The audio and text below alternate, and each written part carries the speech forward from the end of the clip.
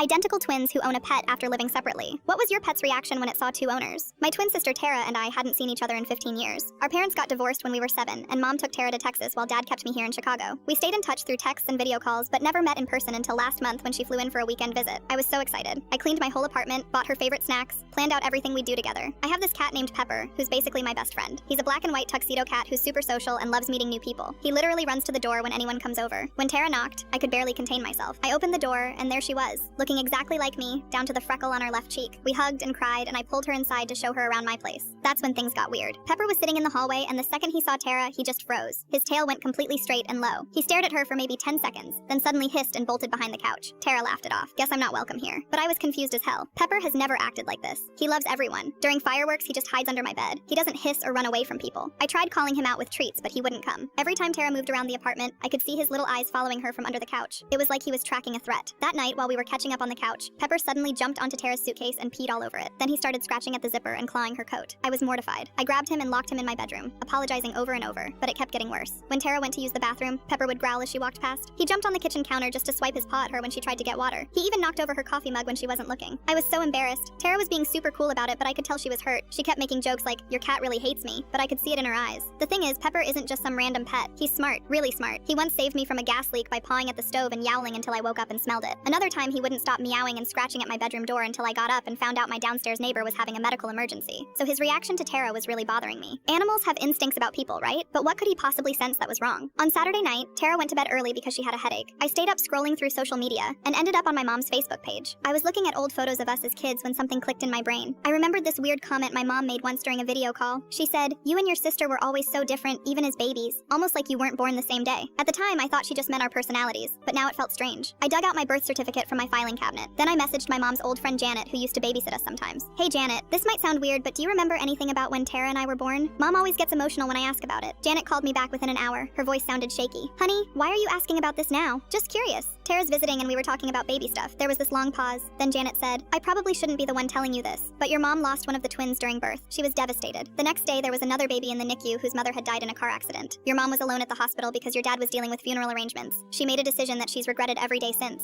My blood went cold. What kind of decision? "She took that baby and left town, changed the documents, started over. Your dad never knew. He thought you were both his biological daughters." I hung up and just sat there in shock. I looked at Tara's suitcase in the corner, then at my bedroom door where Pepper was probably still awake. The next morning, I told Tara everything. We got DNA tests that week. The results confirmed it. We're not biological twins. Hell, we're not even biological sisters. Pepper had known something was off the whole time. In his animal brain, he could smell that this person who looked exactly like me didn't belong. Maybe it was pheromones or some scent thing humans can't detect, but he knew. Tara and I are still close. She's my sister in every way that matters, blood or not.